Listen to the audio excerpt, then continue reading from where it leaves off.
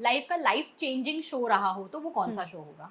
तो मैं ऐसे 2 शो के बारे में बात करना चाहूँगी। पहले तो जिससे मुझे नेम एंड फ़ेम मिला, तो पहला शो है जिसने मुझे नेम एंड फ़ेम दिया है वो है गुड्डन तुमसे ना हो पाएगा।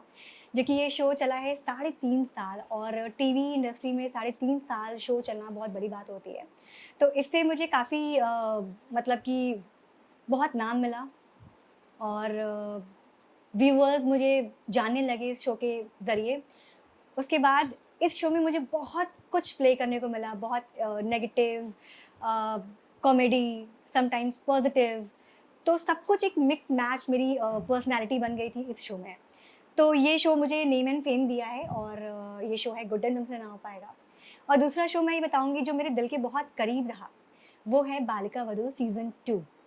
सो पहले पहले वाले पार्ट में तो मैं खुद भी बच्ची थी बट ये जब सीज़न 2 आया था तो मेरी कास्टिंग उसमें हुई थी और वो इसलिए करीब था क्योंकि वो जो कैरेक्टर था लीला का that was very positive character और जो रियल लाइफ़ में आज भी अ, गाँव में कुछ घरों में ऐसा होता है जहाँ पे हस्बैंड अपनी वाइफ़ को टॉर्चर करता है बिकॉज़ बच्चा नहीं होता। तो मेरा कुछ किरदार वैसा ही था कि मेरे हस्बैंड को बच्चा चाहिए और मैं बच्चा नहीं दे पा रही हूँ और इसलिए वो मुझे इतना मारता था, मुझे इतना पीटता था। तो इस शो को करने के दौरान ना ये हुआ था कि कभी भी जब वो मुझे मार रहा है और जब हमें सीन में आँसू चाहिए होते थे ना, तो मेरे जो डायरेक्टर सर थे, उन्होंने मुझे ये कहा था कि आँसू मुझे रियल चाहिए, आप ग्लिस यूज़ नहीं करोगे। तो जो ग्लिस होता है हम लोग यूज़ करते हैं ताकि आँसू आ जाए, तो वो यूज़ नहीं करोगे। अ, तो अब रोने के लिए तो कुछ इमोशंस चाहिए ना, कुछ फीलिंग्स चाहिए। तो कुछ-कुछ पार्ट मैं याद करके और वहाँ पे रोती थी और वो इसीलिए उस शो से मैं बहुत कनेक्टेड हो गई थी बट हाँ, वो शो बहुत लंबे टाइम तक नहीं चल पाया। एक गुड्डन था, जो साढ़े 3 साल चला, एक बालिका वधू था, जो साढ़े 3 महीने भी नहीं चला। तो ये है। Thank you. रश्मि, इससे पहले आप क्राइम पेट्रोल में भी काम करते हुए हुँ, नज़र आई। क्राइम पेट्रोल का एक्सपीरियंस कैसा था? क्योंकि आज के जो एक्टर्स हैं क्राइम पेट्रोल के, वो बड़े-बड़े वेब सीरीज़ कर रहे हैं। हुँ। क्योंकि ऐसा कहा जाता था कि एक लंबे समय के इंतज़ार के बाद उनको बहुत अच्छा रोल मिला है। उसके बारे में क्या कहना चाहेंगी आप?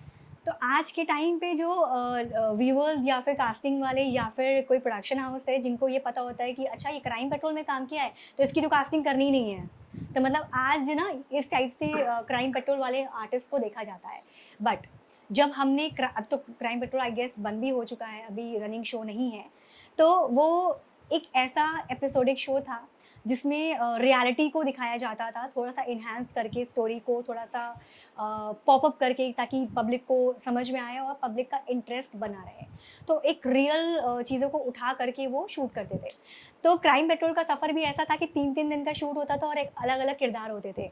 बट येस क्राइम पेट्रोल के टाइम पे इतने सारे शोज़ नहीं थे या इतनी सारे सीरीज़ का टाइम नहीं था।